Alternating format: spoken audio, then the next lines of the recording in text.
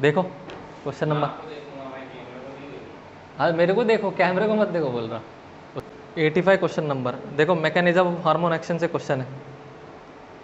Read the given para and select the option that correctly fill in the blanks in it. तो हमको क्या पूछा है, paragraph को रीड करना है और जो खाली जगह भरी है उसके अंदर सही ऑप्शन भरना है। वही क्वेश्चन तुम्हारे पास भी same to same. Hormone produce their effect on target tissue by binding to specific dash called hormone receptor located in the target tissue only.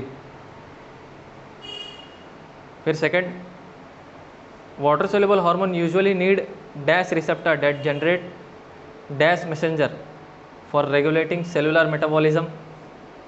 फिर से डैश है, फिर डैश, वहाँ पे स्टेटमेंट खत्म हो गया ना डी से पहले। फिर देखो अब डी के ऊपर कोई फिल इन द ब्लैंक्स भरा जाएगा, जहाँ पे soluble hormones can pass through cell membrane and bind to dash receptor, mostly nuclear receptor. The hormone receptor complex enter the nucleus and mostly regulate gene expression और chromosome function by interaction of hormone receptor complex with the genome. हमको कुछ hormone action के ताल्लुक से कुछ सवाल पूछा है, तो देखो ध्यान से। तो अपन लोग ने हार्मोन की बात कर रहे हैं, किसकी बात कर रहे हैं, हार्मोन्स, और एक रिसेप्टर क्या है अपने पास। जैसे मिसाल के तौर पे अपने पास रिसेप्टर दो किस्म के थे, कितने रिसेप्टर, दो किस्म के। एक तो ऐसा रिसेप्टर होगा विच बाइंड्स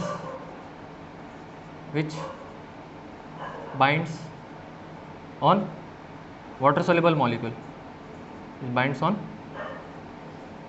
वाटर सोल्यूबल मॉलिक्यूल।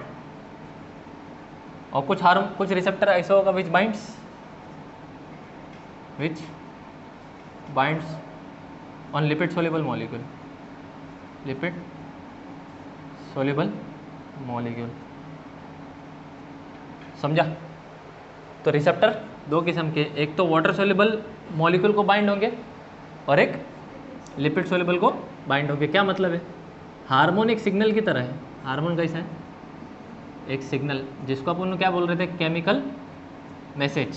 क्या है वो, केमिकल मैसेंजर की तरह काम कर रहा है। तो जैसे मिसाल के तौर पे यहाँ पे देखो, एक सेल ले लिया और सेल की अपनी कोई न्यूक्लियस है, उसका अपना खुद का कोई साइटोप्लाज्म है। तो ये हो सकता है कि सेल की सरफेस पे रिसेप्टर हो, सेल की सरफेस पे रिसेप्टर हो, एक ऑप्शन ये हो सकता है। या फिर ऐसा हो सकता है कि सेल है और एक रिसेप्टर सेल के अंदर है। कहाँ है, सेल के अंदर। तो देखो इसको क्या बोलोगे, ये वाले रिसेप्टर को क्या बोलोगे, सेल सरफेस रिसेप्टर। क्या बोलोगे, सेल सरफेस रिसेप्टर।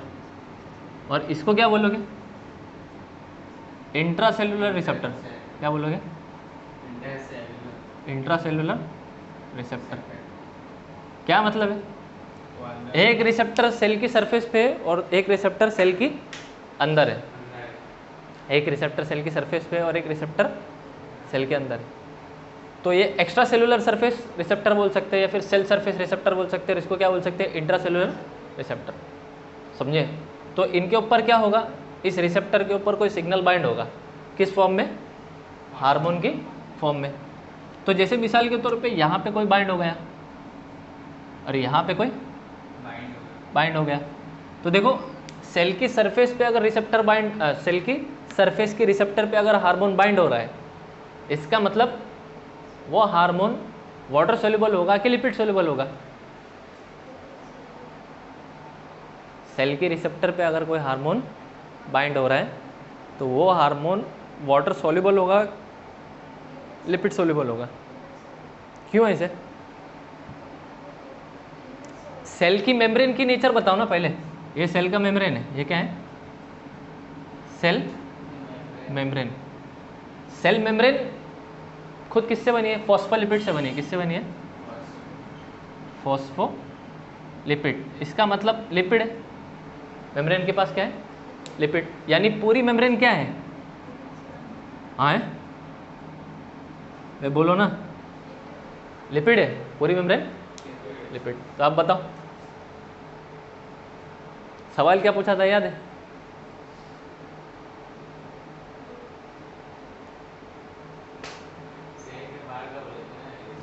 सवाल पूछा तो वही भूल गया ना। मैंने पूछा था सेल की रिसेप्टर पे, बाहर वाले रिसेप्टर, सेल सरफेस रिसेप्टर पे जो हार्मोन यहाँ पे बाइंड हो रहा है वो हार्मोन वाटर सोल्यूबल हार्मोन होगा कि लिपिड सोल्यूबल हार्मोन होगा? लिपिड सोल्यूबल हार्मोन होगा। क्यों भाई? वाटर सोल्यूबल हार्मोन होगा। कौन सा होगा? वाटर सोल्यूबल हार्मोन, क्योंकि वो हार्मोन मेम्ब्रेन को क्रॉस नहीं कर सकता। जो हार्मोन यहाँ पे आया है, हार्मोन जो यहाँ पे आया है ये कैसा है? Water soluble. क्या है? और जो वाटर सोल्यूबल होता है वो कैसा होता है? पोलर हार्मोन है। तो वो सेल मेम्ब्रेन को क्रॉस नहीं कर सकता। वो पानी में डिजोल्व होगा लेकिन लिपिड में डिजोल्व तो कभी भी मेम्ब्रेन को क्रॉस करके अंदर की तरफ नहीं जा पाएगा। तो वो कहाँ बाइंड हो सकता है? सेल की सरफेस पे ही बाइंड हो सकता है। फिर जब बाइंड होगा तो क्या होगा? यहाँ पे एंजाइम एक्टिवेट हो जाएगा। रिसेप्टर के जस्ट नीचे क्या है? एंजाइम। और वो क्या एंजाइम क्या हो जाएगा? एक्टिवेट हो जाएगा। एंजाइम एक्टिवेट होगा तो इससे कई सारे केमिकल रिएक्शन चालू हो जाएंगे। क्या चालू हो जाएंगे? कई सारे केमिकल रिएक्शन। और उन सारे केमिकल रिएक्शन जो सेल के अंदर परफॉर्म होते हैं उनको क्या कहते हैं? Metabolic reaction, also called as metabolism. अरे समझ में बात आ रही है कि बावले हो रहे? अब बोलो, जो हार्मोन सेल की सरफेस की रिसेप्टर पे बाइंड हो रहा है वो हार्मोन कैसा है? Water soluble hormone. अगर वो लिपिड सोल्यूबल होता है तो सेल की सरफेस पे रिसेप्टर लगाने की जरूरत ही नहीं होती, वो तो सीधा मेम्ब्रेन क्रॉस कर देता। यहाँ देखो ये हार्मोन कैसा है? Lipid soluble. कैसा है? Lipid soluble. तो ये क्या कर देगा? मेम्ब्रेन क्रॉस करके चला जाएगा अंदर, सीधा सेल के अंदर। तो इसका रिसेप्टर मेम्ब्रेन के ऊपर लगाया ही नहीं, इसका रिसेप्टर कहाँ लगाया? सेल के अंदर। इस वजह से इसको क्या कह रहे हैं? Intracellular receptor, the receptor which is present inside the cell. Extracellular receptor और cell surface receptor are the receptor present on the surface of the cell which will going to bind the hormone called as water soluble hormone। यहाँ पे intracellular receptor will going to bind hormone called as lipid soluble hormone या फिर non polar hormone। lipid soluble hormone और non polar hormone is also called as steroidal hormone, is also called as steroidal hormones। समझा क्या नहीं समझा? तो इधर क्या बोल सकते हैं? ये वाला हार्मोन कैसा होगा? ये नॉन स्टीरॉयडल होगा। कैसा होगा? नॉन स्टीरॉयडल हार्मोन, यानी इसके पास स्टीरॉयड नहीं होगा, लिपिड की कोई नेचर नहीं होगी। तो जो स्टीरॉयड नेचर का होता है वो सेक्स हार्मोन कहलाता है। क्या कहलाता है? Sex hormones. तो हमको मालूम है सेक्स हार्मोन में मेल सेक्स हार्मोन है, फीमेल सेक्स हार्मोन है। तो क्या क्या हो सकता है? अगर फीमेल रही तो ईस्ट्रोजन होगा, प्रोजेस्टेरॉन होगा। मेल रहा तो एंड्रोजन होगा, टेस्टोस्टेरोन होगा। यही सब होगा ना इन सारे लोगों के पास। किन सारे लोगों के पास? टेस्टोस्टेरोन, एंड्रोजन मेल के अंदर, फीमेल के अंदर ईस्ट्रोजन और प्रोजेस्टेरॉन। इन सब के अंदर स्टीरॉयड होता है। इन सब के अंदर क्या होता है? स्टीरॉयड, यानी कोई बेंजीन की रिंग जैसी स्ट्रक्चर होती है, वो लिपिड के अंदर डिजोल्व होती है। अरे समझ बात आ रही है?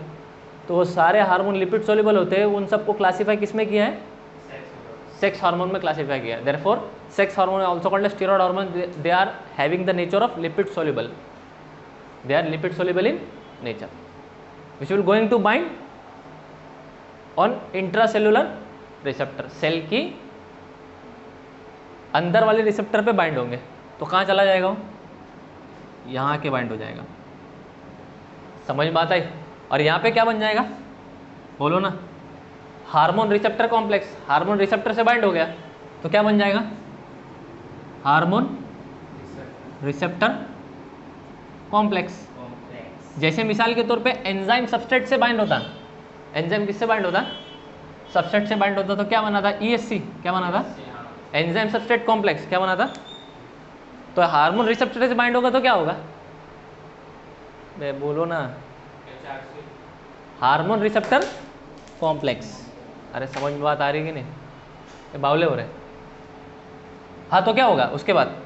तो ये जब हार्मोन रिसेप्टर कॉम्प्लेक्स बना देगा, हार्मोन रिसेप्टर कॉम्प्लेक्स, या हार्मोन रिसेप्टर कॉम्प्लेक्स कहाँ चले जाएगा? सेल की न्यूक्लियस में। कहाँ चले जाएगा? और सेल की न्यूक्लियस में अपने पास क्या है बताओ? डीएनए है, और डीएनए का एक हिस्सा जीन है। तो ये हार्मोन रिसेप्टर कॉम्प्लेक्स किसी जीन पे बाइंड हो जाएगा। क्या हो जाएगा? तो किसी जीन पे अगर बाइंड होता है तो उस जीन को एक्टिवेट भी कर सकता है। क्या कर सकता है? या तो जीन को इनहिबिट भी कर सकता है। क्या कर देगा?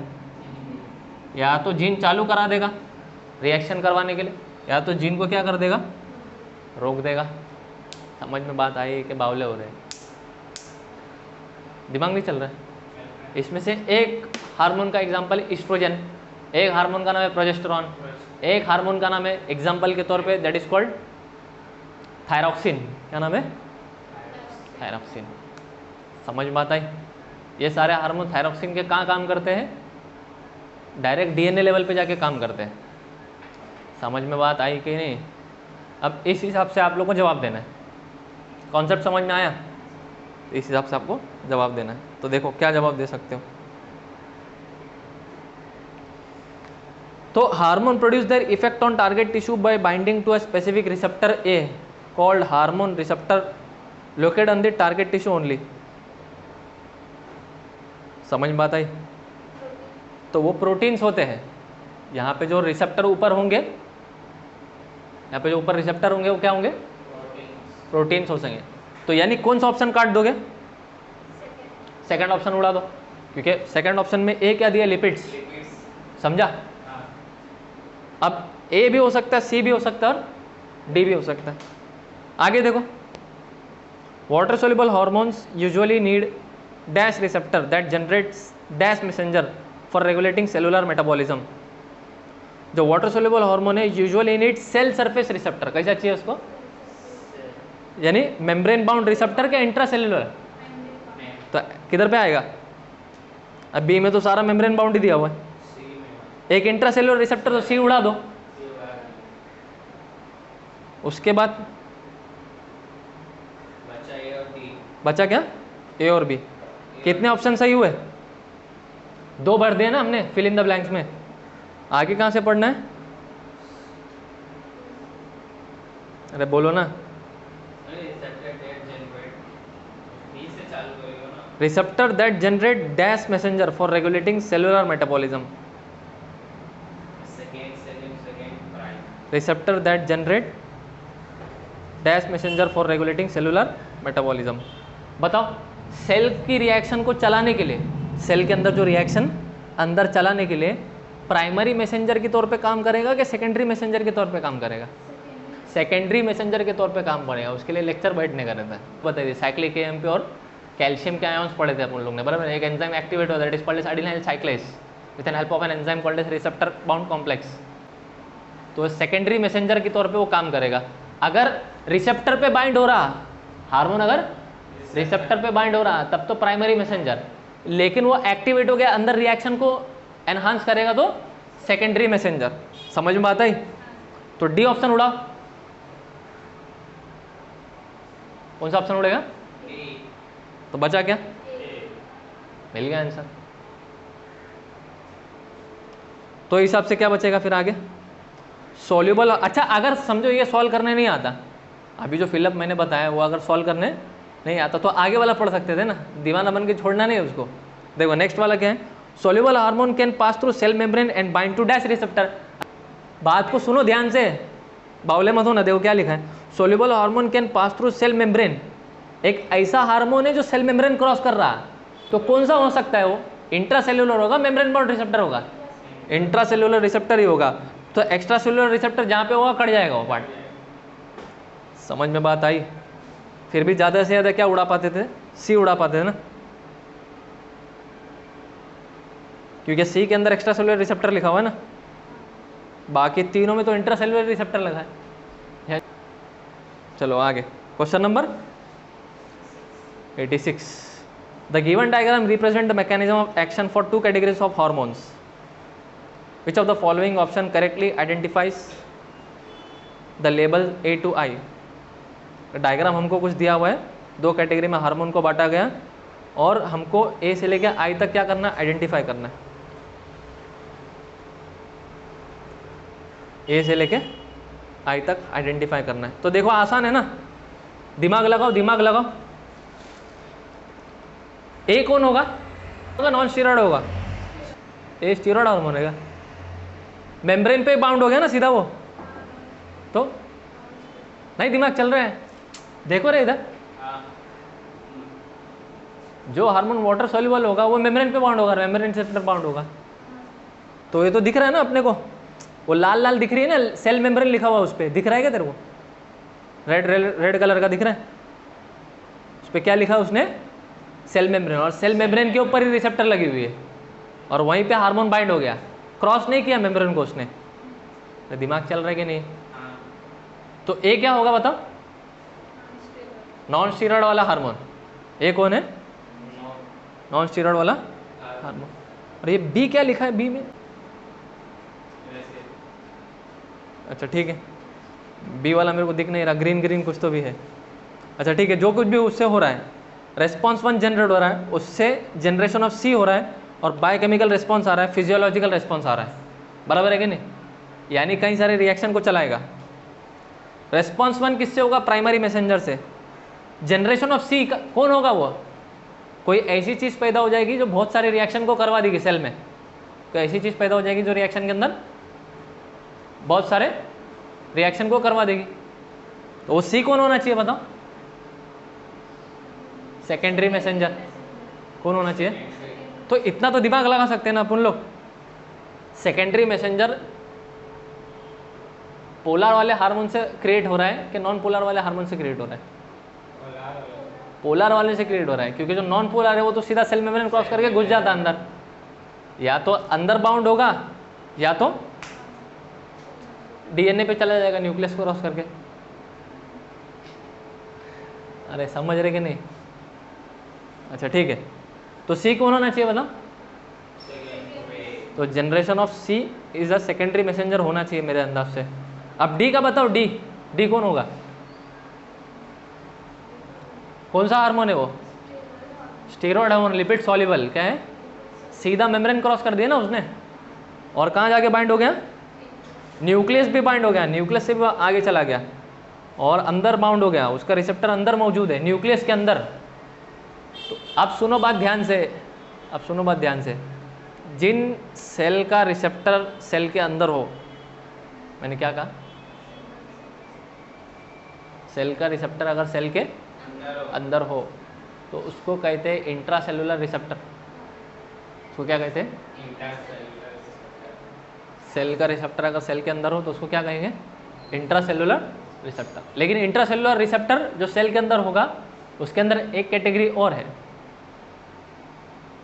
एक तो होगा साइटोसोलिक और दूसरा होगा न्यूक्लियर रिसेप्टर। ध्यान देना, नॉनसेंस।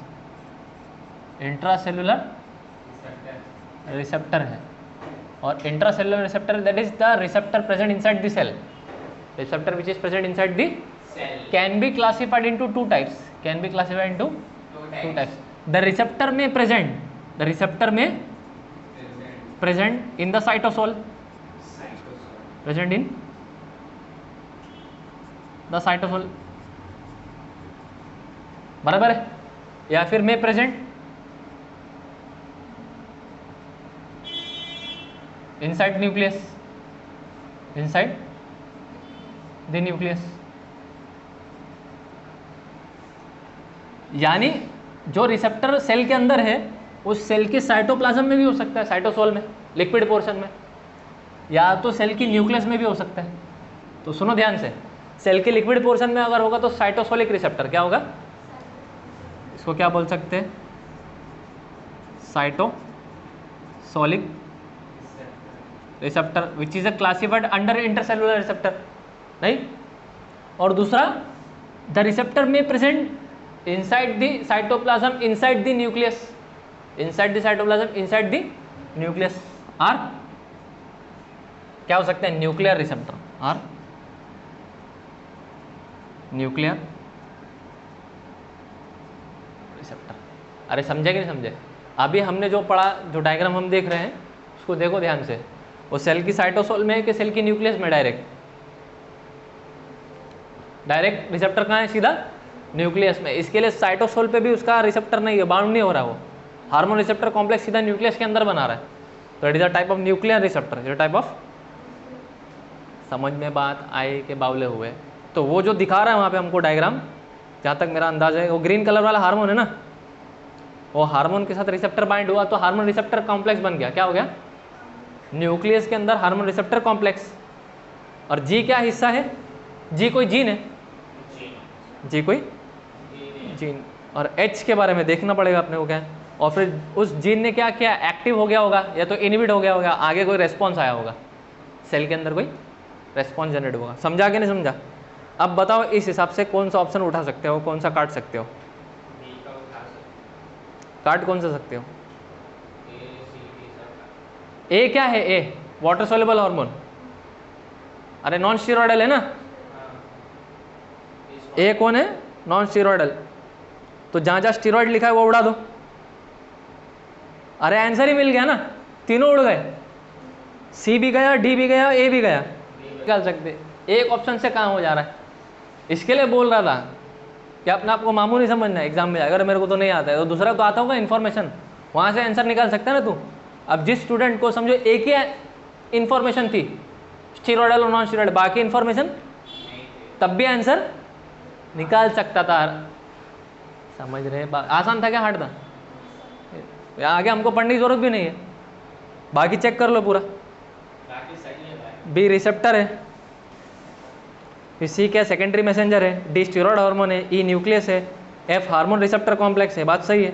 और जी क्या है? जीनोम है, एच mRNA और 1I प्रोटीन।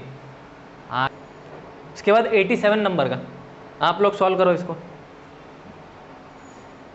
जल्दी जल्दी बताओ। ओवरी की सेल है और उसकी सेल का मेम्ब्रेन है, उसकी मेम्ब्रेन पे ही रिसेप्टर है, रिसेप्टर पे हार्मोन बाइंड हो चुका। इस हिसाब से जवाब दो क्या हो सकता है, दिमाग लगा के। अरे आसान है, हार्ड है? ऑप्शन देखना, नीचे ऑप्शन क्या लिखा हुआ है वहाँ से आंसर निकालोगे। क्वेश्चन देखना है और ऑप्शन देखना है, क्वेश्चन देखना है और ऑप्शन देखना है, वहाँ से आंसर निकालोगे। निकाल। क्वेश्चन क्या पूछा है? In which of the following option correct labeling of A B and C.